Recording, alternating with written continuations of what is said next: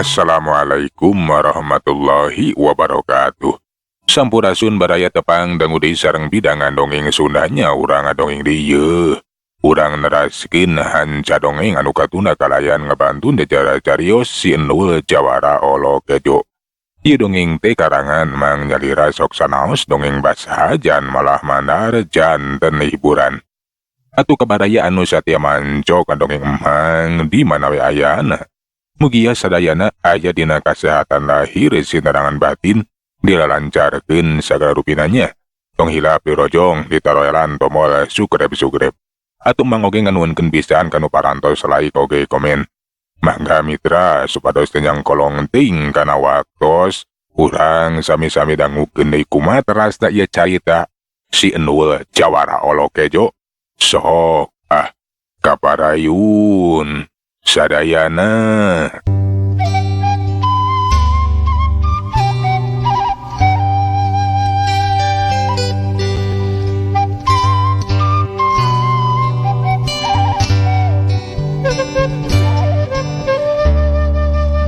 Katurkeun opat poe sabada nyusun raranjang si Otong teges runtawi ninggalkeun leuweung sabeulit. Lempang sorangan bari mawa gemolan mapai-mapai jalan satapak. Kapeung-kapeung nete akar ngeming jangkar mapai jalan anu rumpil tapi keur si Otong mah geus tuman teu heseun keur mabasa memeh jadi anggota karaman oge. Si Otong teh geus biasa asruk-asrukan ka leuweung ka lamping pasir da gawena teh kapan tukang moro manuk. Nu lumampah teh teu karasa. Geus anyog ka pilemburan ngahaja jalanna teh ngaliwat ka tengah lembur we. Ari lembur anu kaliwatan di antarana wae ngaliwatan lembur Cikaso, Ciromed, takara tepi ka lembur Ciburuy. Si Otong laju we neangan padepokan. Keun we urang tanyakeun, enya da pasti moal birek atuh. Tangaranan padepokan pasti nyarahoeun. Basa kabeneran pasangrok jeung urang lembur anu tas mulang ti kebon laju we atuh tumanya. Punten Mang, bade tumaros ari padepokan Ciburuy teh palih mananya? Si Mamang anu ditanya pok nemalan. Oh, nanyakeun paguruan Ciburuy. Terus we leumpang jang ka ngidul. Da teu jauh ti dieu. Sakedeung deui gaya tepi. Oh, nya nuhun atuh Mang. Sabada yakin lamun pakuron teh cenah geus deukeut aya di belah kidul atuh si Otong teh kuda giruwe neruskeun di leumpangna. Lengkahna beuki kerep da hayang sagancangna tepi. Bener we teu keung sila sapada ngaliwatan sababaraha imah bere aya wangunan anu rada nenggang. Eta wangunan teh lian ti badag weweg oge lain wangunan biasa. Geus moal salah cenah pasti eta teh paguron atau padepokan Ciburuy anu dimaksud. Eta nya padepokan teh moal salah deui. Da piraku atuh kandang hayam atawa kandang embe mah. Tapi oge aing ka padepokan. Pokona mah aing kudu pura-pura kudu bisa yeuh. Ulah nepikeun ka katohian atawa kanyahoan. Si Otong teh geus teu asa-asa laju we ngadeuketan ngaliwatan gapura jog anjo ka pakarangan padepokan. Ragu wae ngaraneg bari culang cileung lantaran arek neangan lawang asup ka jero padepokan belah mana cenah. Teurilhan neanganana bre katempo aya panto gerbang. Bari jeung aya saurang lalaki nu moal salatang tuwe cenah teh muridna kita apa anu boga pancen pikeun ngajaga panto gerbang. Si Otong leumpang nyalasenakeun ngadeuketan ka panto gerbang.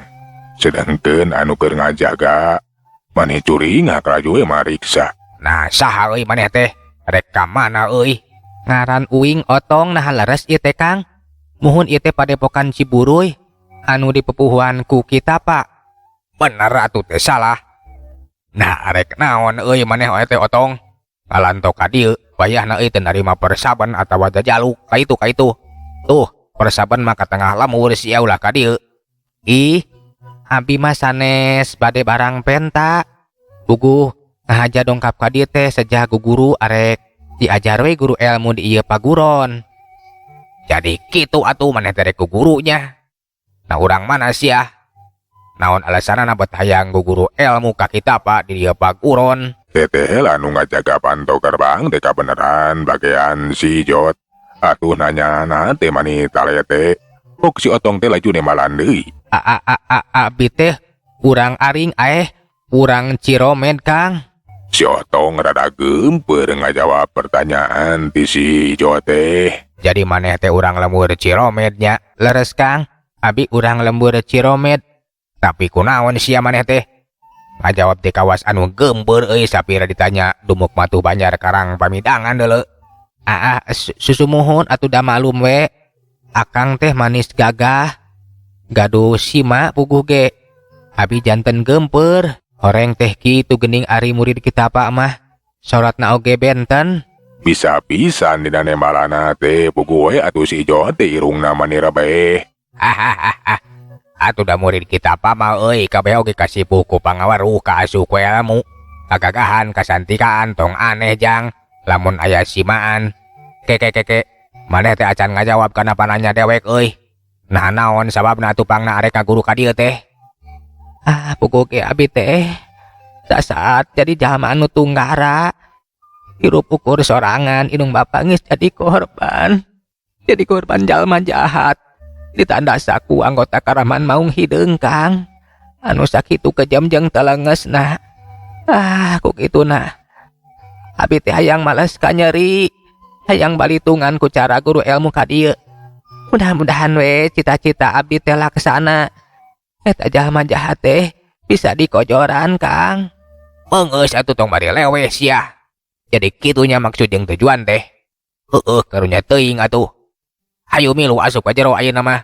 Ku dewek bakal ditepungkeun jeung kita Pak euy. Si Ijo teh karunyaeun atuh nempo kayaan si Otong anu lewa-lewe. Da eta cenah geus jadi korban jalma jahat. Geus teu boga indung bapak lantaran geus ditandasa. Si Otong nuturkeun si Ijo laju we asup ka jero paguron. Langsung ditepungkeun jeung kita Pak anu kasahambakeun aya di rohangan. Anu sok biasa dipake deureuh lamun keur eureun latihan. Kita babasa nempo rentang-rentang aya si Ijo bari dituturkeun ku budak rumaja anyar pinanggih. Menikah ge teu naha jeung saha eta si Ijo teh narek naon bet dibawa ka dinya sagala rupa. Laju we gancang dibageakeun. Dah aya naon Ijo? Nasa eta teh na maneh teh mamawa budak geuningan. Sumuhun Ki Guru, abdi teh nyanak jalema atuh. Ih nya tuh maneh teh kapan mawa jelema lain mawa embe. Geura bejakeun asa eta budak teh. Naon maksud jeung tujuan? Sumuhun Ki, ieu budak teh ngaranna teh si Entod atuh.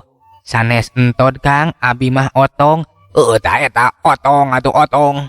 Ari maksud tujuan mah ieu budak teh hoyong guru ilmu ka Aki cenah.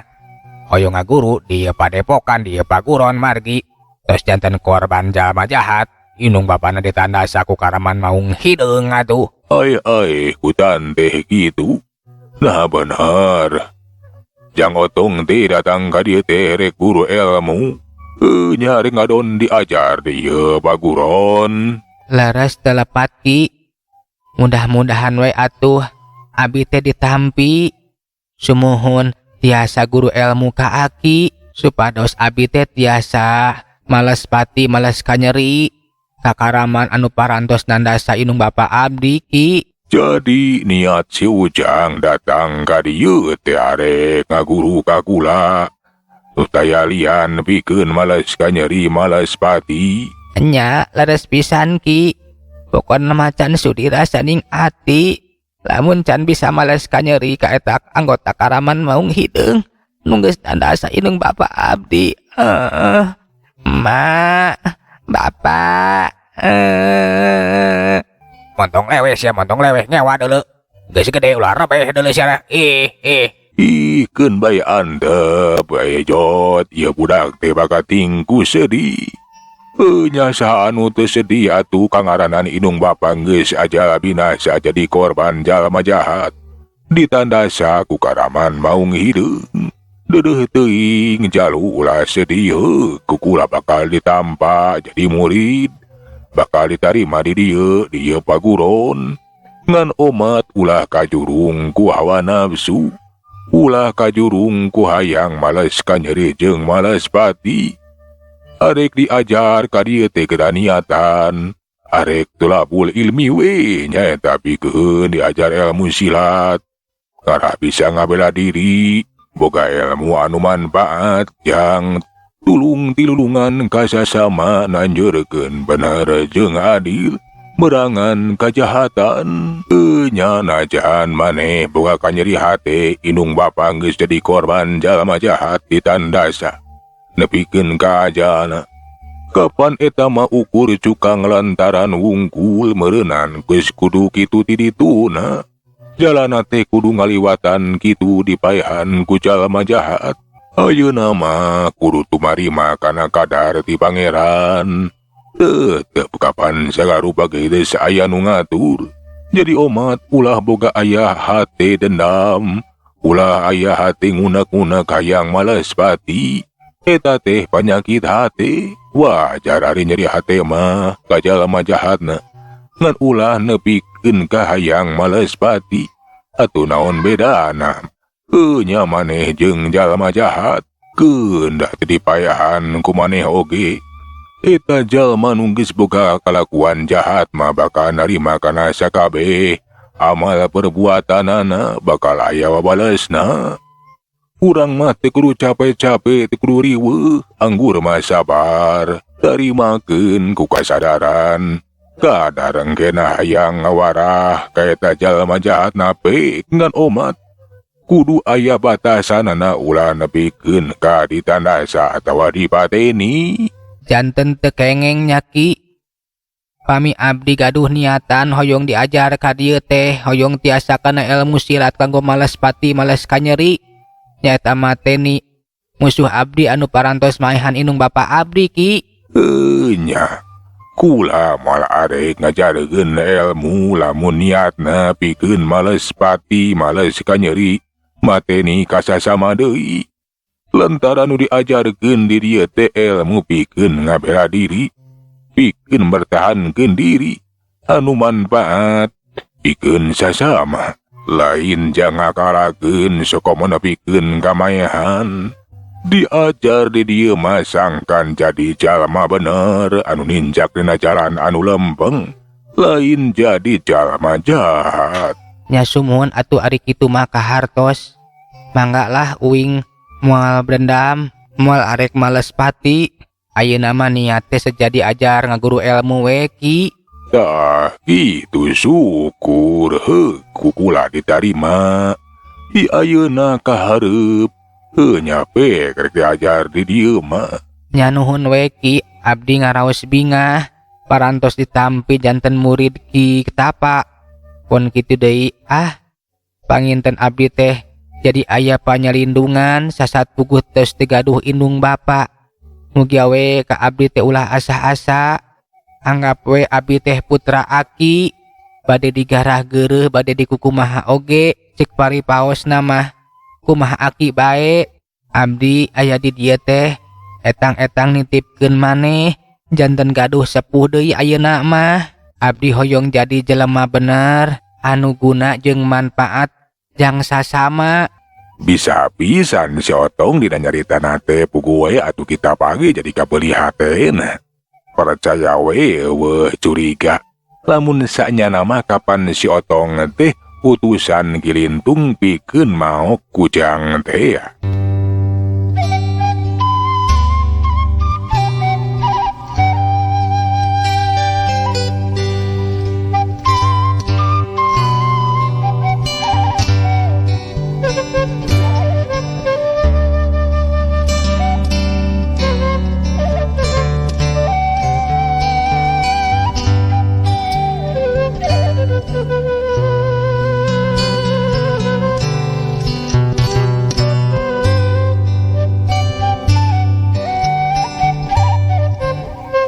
Sok ayeuna mah urang ka itu tuh ka tempat latihan. Kukula maneh teh bakal diwanohkeun ka dulur sapaguron maneh. Ceuk kita apa ngajakan ka si Otong arek diwanohkeun we cenah. Lantaran poe eta teh si Otong teh geus diangkat jadi murid di paguron Ciburuy teh kiwari macenah namahan jadi genep belas urang. Sabada geus aya di tempat latihan. Pokoknya atuh kita pateh cacarita ditujukan ka sakabeh muridna. Perlu dikanyahokeun. Poe ieu teh urang geus kadatangan ku murid anyar nyaeta ieu si Otong.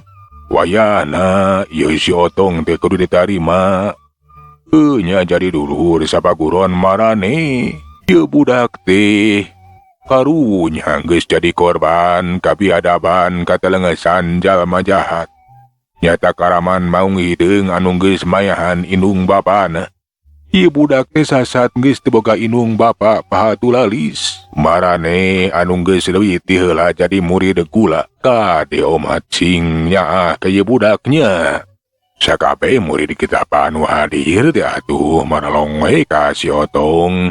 Nilik tina kaayana teh memang pikarunyaeun jeung bisa-pisan si Otong teh dina pura-pura jadi budak anu keur nadangan kasedih. Teu saeutik muridna kita oge anu simpati ka si Otong teh. Nya cenah Ki, karunya teuing eta budak teh geus jadi korban kabiadaban katelengesan jalma jahat. Geun we cenah urang babarengan we cenah diajar. Atuh sabada dikewanohkeun ka sakabeh murid kita mah. Eta si Otong teh dipernakeun we ditempatkeun di kamar. Nyata kamar kosong anu sok dicicingan ku si Nul. Kabeneran kapan si Nul mah keur aya di guha teh ya. Nyata di kita tapa deui ti sabada geus asi nulungan kita oge laju teruskeun ini teh ka eta guha. Atuh si Otong teh dipernakeun di eta kamarna si Nul. Keun we cenah lamun si Nul geus aya mulang oge sina bareng jeung si Nul. Sakabeh pangeusih paguruan Ciburuy teh wah anu curiga atuh saurang oge. Lamun eta si Otong teh utusan Kilintung anu boga maksud jeung tujuan anu tangtu. Si Otong nu kiwari geus dipernakeun di kamar anu keureureut teh katempo surasiri we bunga. Lantaran rancang teh geus lancar dijalankeun. Aing geus bisa asup ka ieu paguron. Bari jeung sakabeh pangeusih paguron teh percayaeun ka aing. Malahan mah eueuh anu curiga saeutik-eutik acan. Tapi kamana ari anu awakna jiga buta cenah? Kapan eceuk Kilintung teh ade bisi nyang hareupan muridna kita anu awakna sagede buta pentil. Tapi kamana atunya teu katempo geuningan? Cik si Otong mana teh penasaran ka mana cenah si Nul anu disebutkeun ku Kilintung deh. Tapi hanteu laju dipikirankeun bae cenah meureunnan keur balik heula ke aya meureunnan. Atuh si Otong teh manehna teh ngagoleh hesare da puguh capek. Heureuh heula we saelanan mah keun cenah isukan arek dimimitian milu latihan diajar jurus ka kita apa. Caturkeun poe isukan bener we. Eta si Otong desa kumaha biasa milu jeung murid kita anu sejena diajar jurus. Ngan bae ari si Otong mah dilatih tahap dasar we ku kita teh. Ngan basa diajarkeun jurus-jurus dasar aneh kita teh maneh ngaranyu kaget. Lantaran eta si Otong teh geuningan calakan enteng ngeunah keur dina narima sakabeh pangajaran jurus. Ari keur kita mah henteu ieu curiga. Lamun saenyana kapan si Otong geus saeutik keudena teh geus bisa kana ilmu silat. Kukituna moal heseun atuh diajar jurus dasar mah.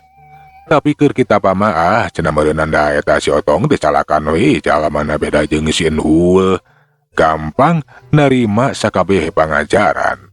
Tetela geuning maneh teh Otong calakan pinter.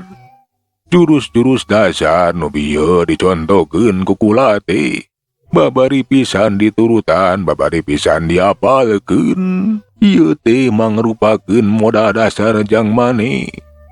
Kulantaran maneh pinter, moal hese, nya dina neruskeun. Diajar kana jurus-jurus anu satuluyna. Mudah-mudahan dina waktu nungan sagedeung. Sakabeh jurus dasar teh geus dikawasa, geus bisa apal. Kawan tu lancar. Nya mudah-mudahan we atuh Ki. Da panginten kajurung kurasa kahoyong diajar ieu teh. Abdi bakal soson-soson we. Bener-bener pisan lamun diajar teh kudu soson-soson. Kudu kaluar tina kereteg hati aya kahayang. ulah karena kapaksa. Sumohon Ki, abi mah teu kapaksa. Sasat ieu teh hoyong we, mani hoyong pisan diajar ilmu silat teh. Nya alus sing inget Otong. Ayeuna teh kapan maneh teh keur diajarkeun jurus, nyata jurus dasar. Saenyana jurus teh kudu inget, maneh teh kudu jujur jeung lempeng alias lurus. Nyaeta nincak dina jalan anu lempeng, hate anu pancek. Nyata pikeun merangan kajahatan, turung dinulungan ka sasama. Diajar jurus lain arek dipake sombong, lain arek dipake ngakalakeun batur. Tapi estuning jang ngabela diri jeung manfaat ka batur, kitu pokok namanya. Nya mangga Ki, naon rupi anu disaurkeun nembe ku Otong teh pasti bakal diemutkeun. Sakabeh jurus teh bakal diapalkeun. Tos tiasa mah kana ilmu silat bade dimanfaatkeun we, moal dicanak kana jalan anu jahat. Nyata gitu, kade kudu jujur, kudu lurus. Lantaran teu saeutik, loba jalma anu boga pangabisa teh disalahgunakeun. Lantaran eta teh poho kana purwadaksi. Kudu jujur jeung lurus, ari ieu kalah kanincak ke jalan anu salah, tah kitu. Si Otong teh mari ungut-ungutan we jiga nu heueuh atuh. Sok padahal ari hatena mah ngacebengan ka kita teh. Aing teh kapan cenah jalma jahat sia. Nah cenah maneh teh aya ku baleguk-baleguk teuing. Dasar benang katipu cenah. Horeng teh kitu geuning sagagah-gagahna jelema. Sok aya we apesna henteu bisa neuleuman hate sasama. Sok loba anu katipu. Ningali tina omongan jeung laku lampa mah jiga nu nyawe jiga nu hade. Sok padahal kapan ari hatena mah beda deui. Kitu cenah kaayaan di pagoron Ciburuy teh geus kadatangan si Otong anu boga maksud anu tangtu. Boga niat jahat, arek mau kujang pamuka teh ya euleuh mitra waktos parantos kapan. Sagala urang tuna jajara carita si anu jawara olok we jaduke kadi urang teraskeun dina seri anu salajengna. Manganunkeun tina sadaya paratosanana. Hapuntenna tina sadaya kakirangan mang salana undur. Assalamualaikum warahmatullahi wabarakatuh. Jak